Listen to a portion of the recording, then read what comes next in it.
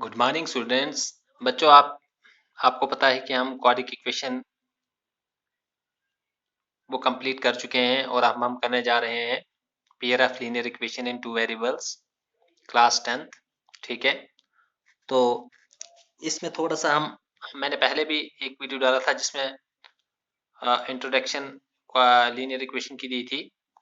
तो यहाँ पर हम थोड़ा सा और इंट्रोडक्शन जो बाकी चीज़ें रही हैं और थोड़ा सा रिफ्रेश करेंगे और उसके बाद हम आगे क्वेश्चन करेंगे। तो आज से लीनियर इक्वेशन शुरू हो रहा है। तो मैं तमाम जितने भी बच्चे हैं जो इन वीडियोस को देख रहे हैं, आप बाकी बच्चों को भी शेयर करें, ठीक है, ताकि वो भी शुरू से ही इसको पढ़ पाएं। ताकि जब शुरू से आप पढ़ेंगे तभी आपको पता चलता है कि आगे क्वेश्चन कैसे होंगे और तभी आप समझ पाते हैं। जब आप बीच में ज्वाइन करते हैं तो आप फिर क्वेश्चन को अच्छी तरह नहीं समझ पाएंगे। एक नया लेसन शुरू हो रहा है, इसलिए तमाम बच्चों को, जितने भी बच्चे क्लास में हैं या क्लास में नहीं है, दूसरे स्कूलों में है, ठीक है, तो उनको शेयर करें। ठीक है, तो आज हम करने जा रहे हैं pair of linear equation in two variable. तो आपको पता है पेयर यानी कि इसमें जोड़ा होता है, क्योंकि इसीलिए linear equation in two variables है। ठीक है, pair of linear equation in two variable. तो आप इसमें देख रहे होंगे पेयर है, मीन्स की दो होंगी इसमें। ठीक है, तो सबसे पहले हम क्या होती है linear equation in two variable? An equation of the form of ax plus by equal to c where a b c are real number. a b c क्या होने चाहिए? हमारे पास रियल नंबर होने चाहिए। Is called linear equation in two variable x and y। तो पिछली video में भी आप पढ़ चुके हैं, x और y दो वेरिएबल्स होते हैं। इनको वेरिएबल्स क्यों कहा जाता है? क्योंकि इनकी जो वैल्यू वेरी होती है, यानी कि चेंज होती है, इसलिए इसको वेरिएबल्स कहते हैं, फिक्स नहीं होती। ठीक है, ये हम पहले भी पढ़ चुके हैं। तो अब इसके बाद क्या करेंगे हम? अब हम लिखते हैं general form of linear equation. ठीक है, general general form of linear equation in two in two variables. ठीक है, इनटू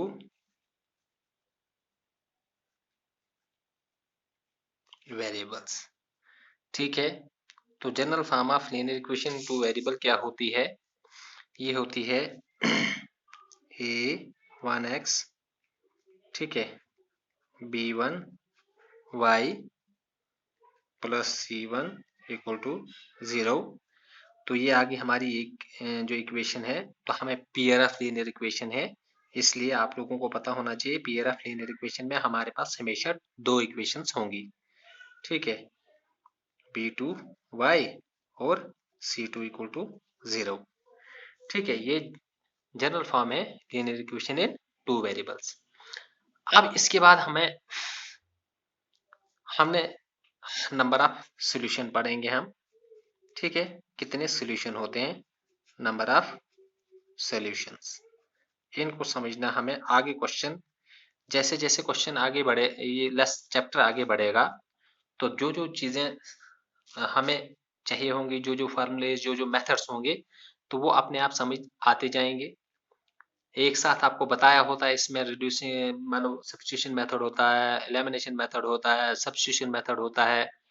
तो ये तो बहुत सारी चीज में इसमें आएंगी, लेकिन मैं चाहता हूं कि हम सिस्टमेटिकली एक एक चीज को करते जाएं। तो जैसे जैसे जो चीज सामने आएगी उसके बारे में आपको हम पढ़ाएं। ठीक है, तो आज हम करेंगे नंबर ऑफ सॉल्यूशंस, क्योंकि जो शुरू के क्वेश्चन है वो इसी पे डिपेंड है, इसलिए हम पहले इसी को करते हैं। ठीक है, नंबर ऑफ सॉल्यूशंस में हम क्या पढ़ेंगे? तो सॉल्यूशन में हम क्या पढ़ेंगे? तो नंबर ऑफ सॉल्यूशन में हम क्या पढ़ेंगे? नंबर ऑफ सॉल्यूशन में हम ये पढ़ेंगे कि जब हमारे पास एक इक्वेशन, जब भी हमारे पास लीनियर इक्वेशन होगी वो इस फॉर्म में होगी, जो A1, A2, B1, B2, C1, C2 है, तो इसमें कोई भी वैल्यू हो सकती है।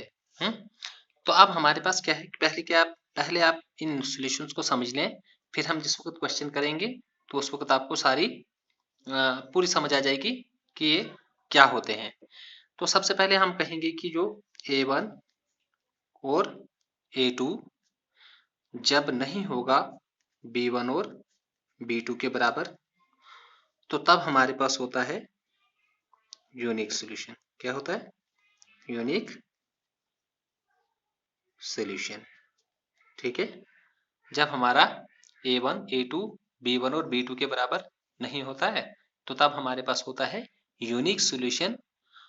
ठीक है, और इसका क्या होता है कि ये ये दो, मानो दो तरह की होती हैं।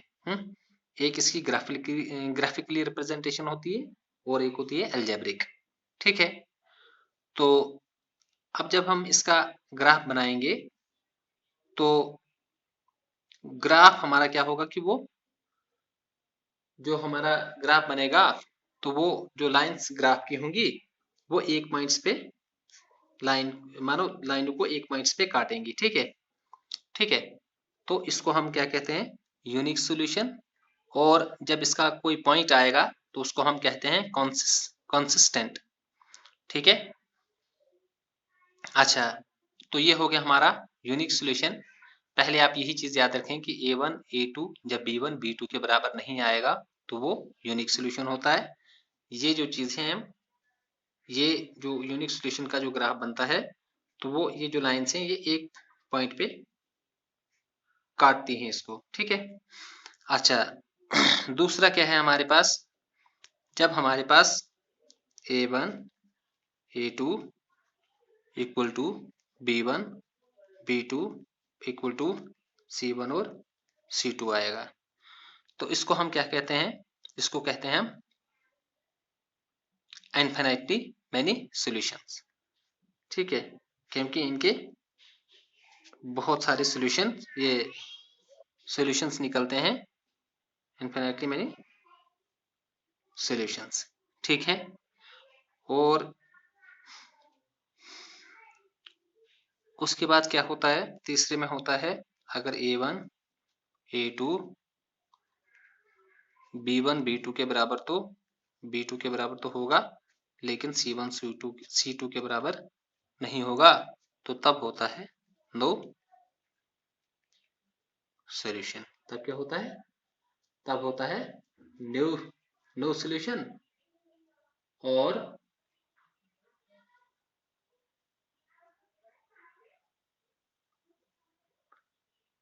तो इसको हम क्या कहते हैं? इसको हम कहते हैं और इनकंसिस्टेंट। क्या बोलते हैं? इनकंसिस्टेंट।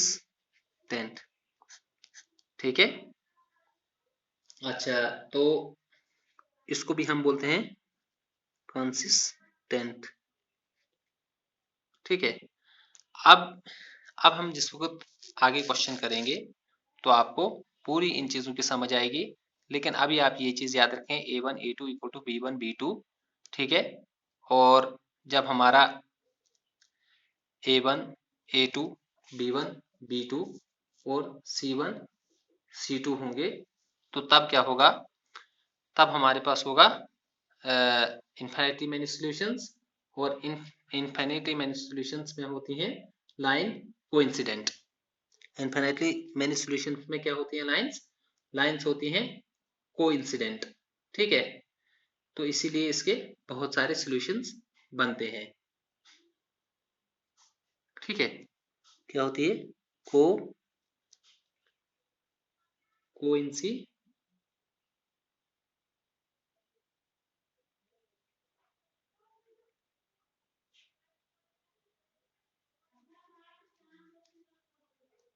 कोइंसिडेंट होती हैं। ठीक है,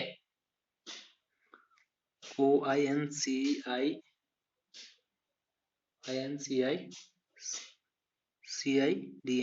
coincident.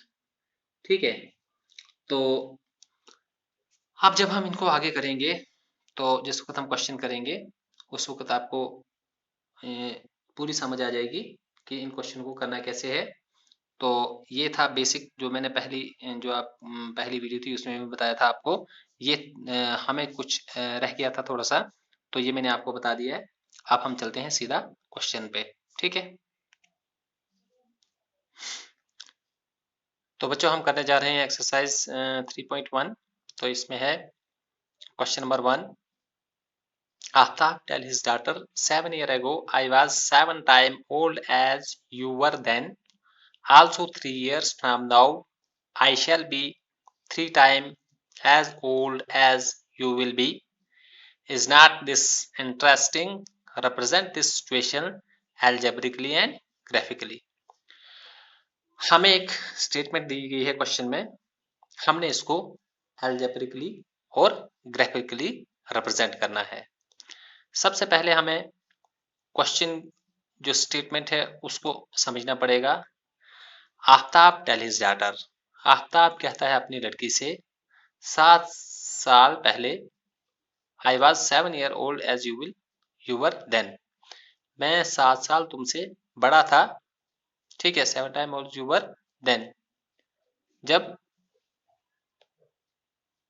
7 years old I was 7 times old as you were then, तो मैं आपसे 7 साल बड़ा था तब। Also 3 years from now, और 3 साल आज के बाद। I shall be 3 times old as you will be, ठीक है।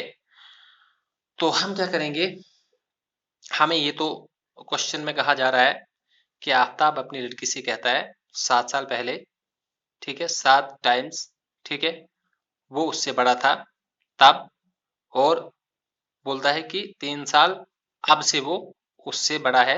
Also 3 times from now I shall be thrice, और 3 गुना बड़ा हूं एज यू विल बी, ठीक है। लेकिन हमें, आपने देखा होगा कि हमें उनकी एज नहीं दी गई है। और आपने क्वाड्रेटिक इक्वेशन में भी ये चीज पढ़ी और उसमें भी ऐसा है, एगो, नाउ, है, ये चीजें आपने वहां भी पढ़ी।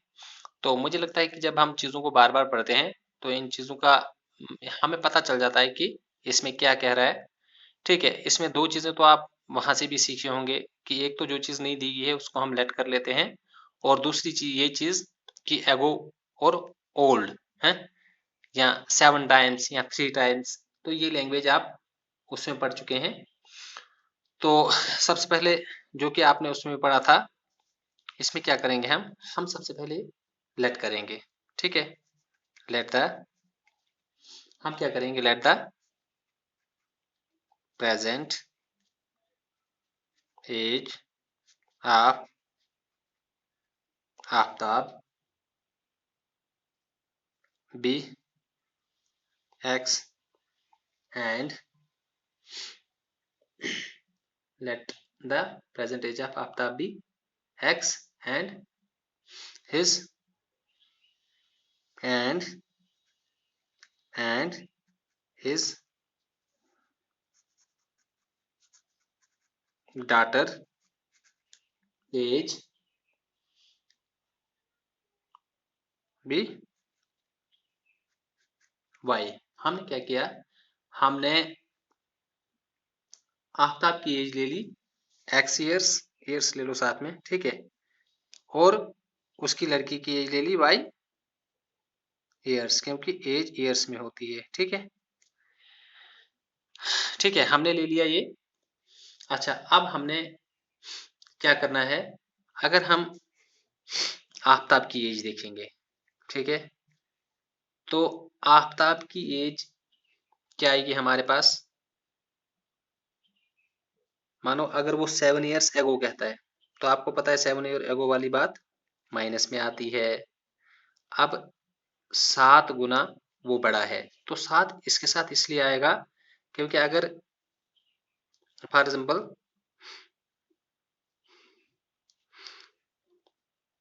ये इससे 7 गुना बड़ा है, इसलिए इसके साथ हमने लगाया, ठीक है। तो 7 times, ठीक है, वो बोलता है ये आफ्ताब की एज आ गई x-7, ये 7, तो y-7, इसलिए आया क्योंकि ये इसको बोलता है मैं 7 गुना तुमसे बड़ा था। कब? 7 साल पहले। बोलता है ना 7 year ago I was 7 time old. ठीक है, 7 साल पहले की बात आपको पता है वो x माइनस 7 आती है, इसकी भी x माइनस 7 आई और इसकी भी x माइनस 7 आई। 7 टाइम क्यों आया? क्योंकि ये इससे 7 गुना बड़ा है। ठीक है, ठीक है। अच्छा, उसके बाद 3 ईयर फ्रॉम नाउ, ये पहली कंडीशन थी हमारे पास और ये है दूसरी वाली। ठीक है, पहली क्या थी हमारे पास? 7 साल पहले। तो मैंने आपको कई बार कहा हुआ है 7 साल पहले वाली बात, एगो वाली बात माइनस में आती है। ठीक है, 7 ईयर एगो, 7 टाइम ओल्ड। ठीक है, तो 7 टाइम्स आ गया ये। ठीक है, और दूसरी आ जाती है 3 ईयर फ्रॉम नाउ, 3 साल आपके बाद। 3 टाइम्स बोलता है इसलिए मैं 3 लगा रहा हूं और ये y प्लस 3 लगा रहा हूं। ठीक है,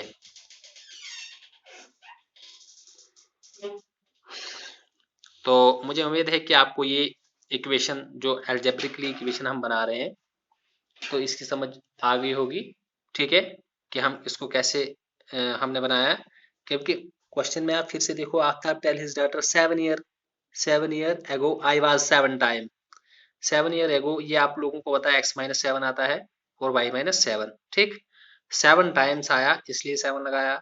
और 3 ईयर फ्रॉम नाउ वाली बात आती है तो ये मैं पहले बता चुका हूँ, नाउ वाली बात होती है वो प्लस में आती है। ठीक है, और थ्राइस इसलिए लगाया क्योंकि 3 टाइम्स है। ठीक है, अब हम क्या करेंगे, अब हम इनको बनाएंगे एक इक्वेशन। ठीक है, तो हम क्या करेंगे, पहले इस वाली को ले लेते हैं। ठीक है, ये जो पहली इक्वेशन है इसको हम ले लेते हैं। हम क्या करेंगे हम ऐसे करके लिखेंगे x माइनस 7। ठीक है, एक x माइनस 7 लिखा आपने।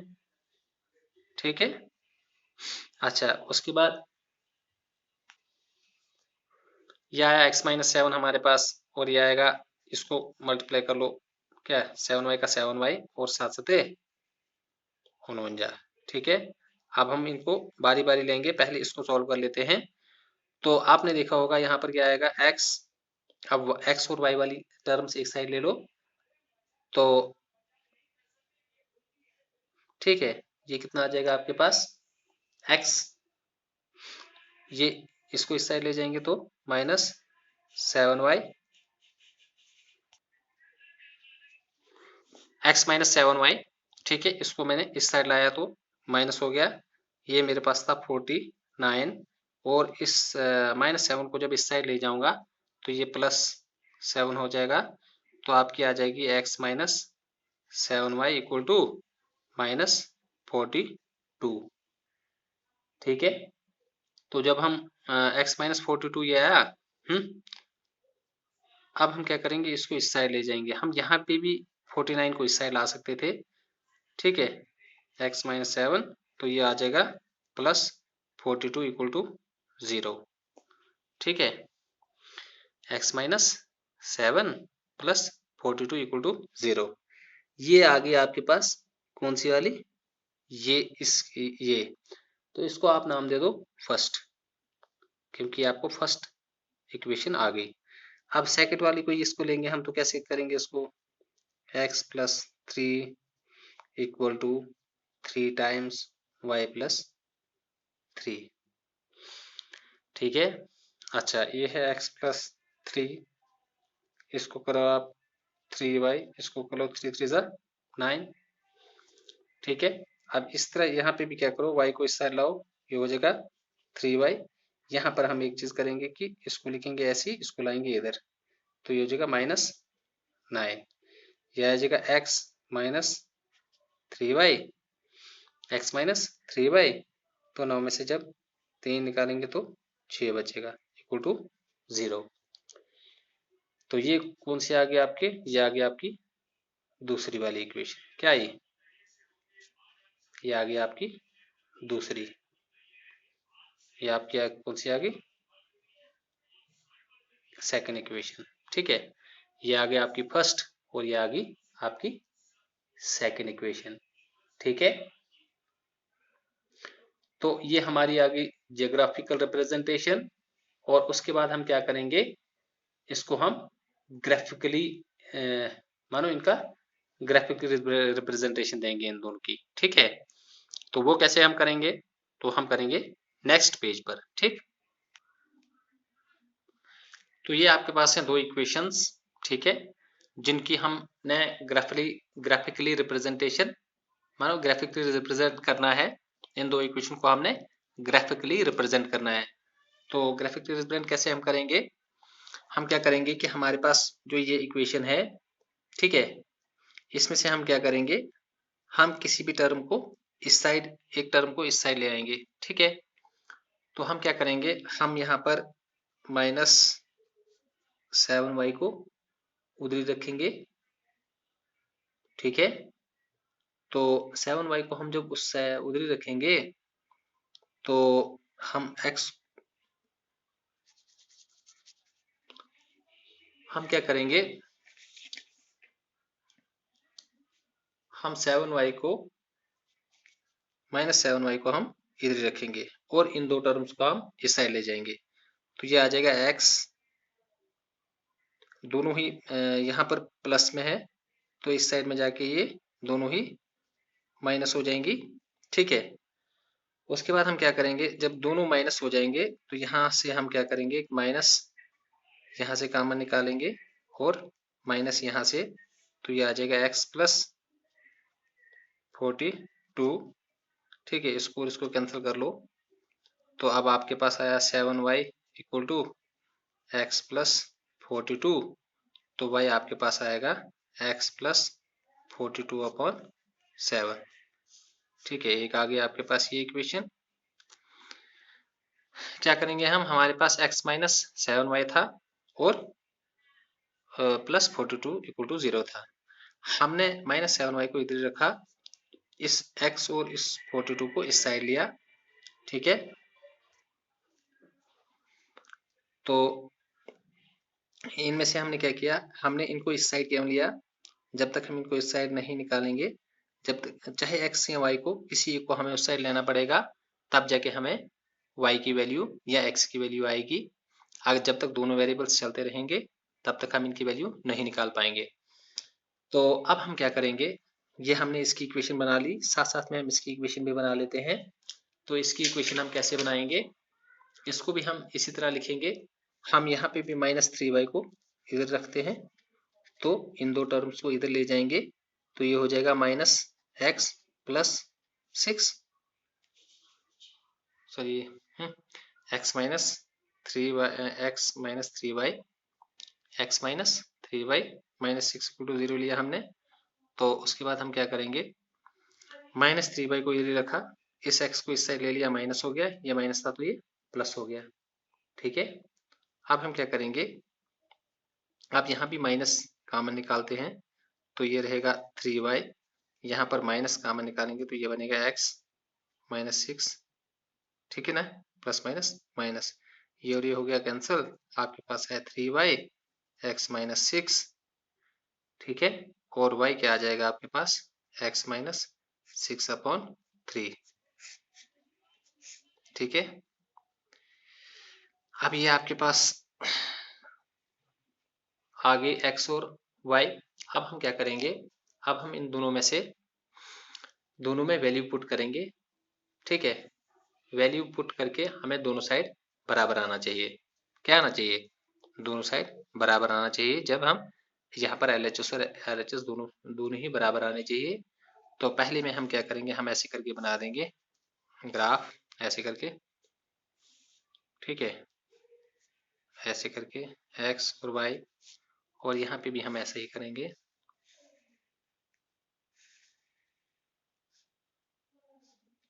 ठीक है, एक्स वाई, और यहाँ भी एक्स वाई। अब हम क्या करेंगे, अब हम दोनों साइड हमने बराबर करना है, हम कोई भी वैल्यू डाल सकते हैं, दोनों साइड हमें बराबर आना चाहिए। तो पहली वैल्यू मैं डालता हूँ 0 और 6, यानी कि x 0 और y 6। देखता हूँ मैं x 0 और y 6 करके आ जाता है। हम और कुछ भी डाल सकते हैं, ठीक है। देखो मैंने x कितना डाला, 0 और y 6, यानी कि y मैंने ले लिया, हमने इसमें ये वैल्यू पुट करनी है जो हम यहाँ पर ले रहे हैं, x ये y y 6, x 0, 0 plus 42 upon 7। तो आपने देखा होगा ये भी आया 42 और ये भी 42। ठीक है, इसी तरह दोनों साइड हमें बराबर आनी चाहिए। ठीक है, चलो हमने, अब हम दूसरी वैल्यू, आप वैल्यू जरूरी नहीं है यही डालते हैं, आप कुछ और भी डाल सकते हैं, आपको दोनों साइड से बराबर आना चाहिए। अब मैं x भी डालता हूँ 7 और y भी डालता हूँ 7। तो आपने देखा होगा y कितना मैंने पुट किया, y मैंने 7 पुट किया। दूसरी बार 7 और x भी मैंने क्या किया 7, और ये है 42 और ये भी है 42। ये हो गया 7 7 ज़ा 49 और ये हो गया 42 और 7 49। आपने देखा होगा यहाँ पे भी दोनों साइडें बराबर आई, यहाँ पे भी दोनों साइडें बराबर आई। और आप अगर चाहें तो आप तीसरी वैल्यू भी ले सकते हैं जिसकी वजह से ये दोनों बराबर आएंगे।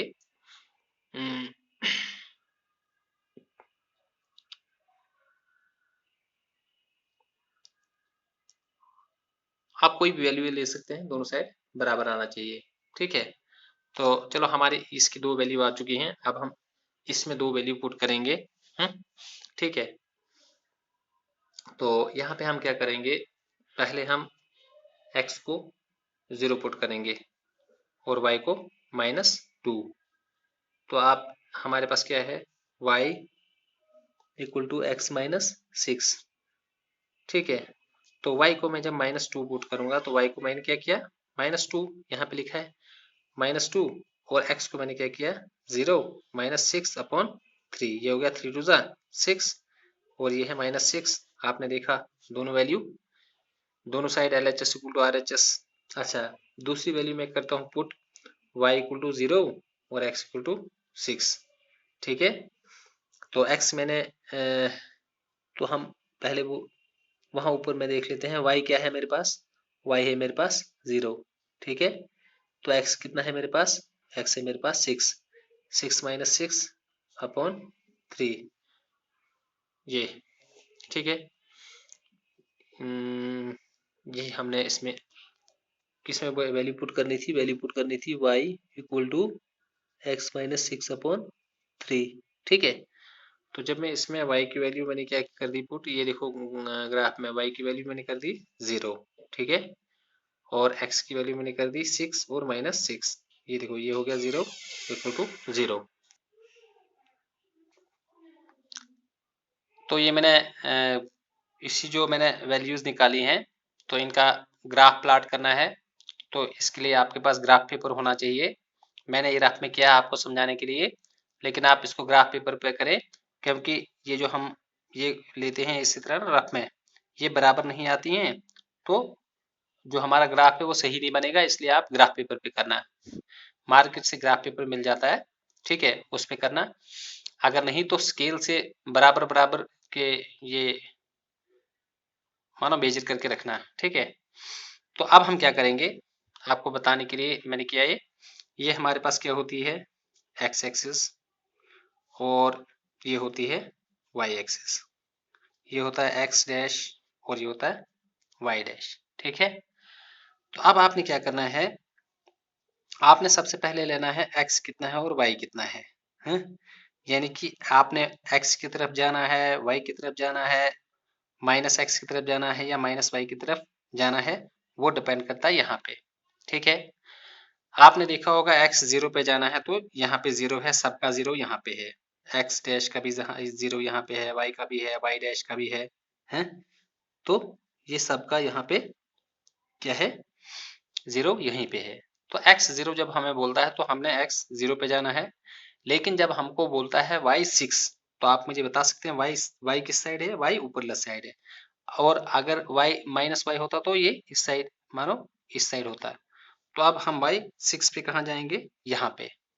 ठीक है, कहाँ पे जाएंगे, वहाँ y 6 यहाँ पे जाएंगे हम, और इस पॉइंट को हम नाम क्या देंगे, इस पॉइंट को हम नाम देंगे x0 y 6।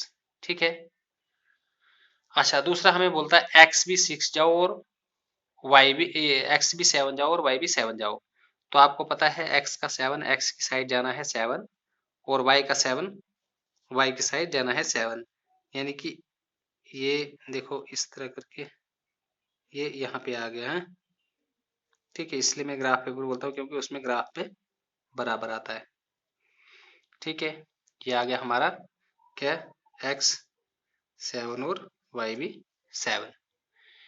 ठीक है, तो आपने क्या करना होता है, फिर इन पॉइंट्स को आपने मानो ऐसे करके मिलाना होता है। मिला लिया। ठीक है, अब हम दूसरी की वैल्यू पुट करेंगे। ठीक है, दूसरी की है y माइनस, y क्या है, y है -2। तो y -2, y माइनस कहाँ, इस साइड है, y -2 और x0, x0 यहीं पे आ गया, y -2 आपका ये आ गया। ठीक है, क्योंकि -2 है और y की तरफ है, तो ये क्या आएगा, x0 y -2। और दूसरा हमने क्या कहाँ जाना है, यहाँ देखिए, ये जाना है हमने x6 और y0, x6। ठीक है, x जाना हमने 6 और y0। आपने देखा होगा x6 ये है, ठीक है, और y0 यही आएगा।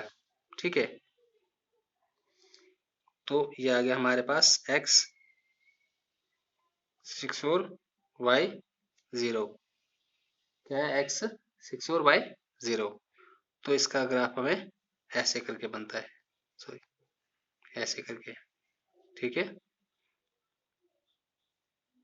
इसीलिए मैं कहता हूँ ग्राफ पेपर होना चाहिए, ताकि ग्राफ पेपर से ये सीधा आएगा। ठीक है, तो आगे जाके ये जो लाइन से ये इधर जाके मिल जाएंगी। ठीक है, तो ये आपका हो गया क्वेश्चन नंबर 1। तो अभी हम आगे करेंगे क्वेश्चन नंबर 2। तो जब आपको क्वेश्चन नंबर 1 समझ आएगा तो आप क्वेश्चन नंबर 2 खुद भी कर सकते हैं। ठीक है।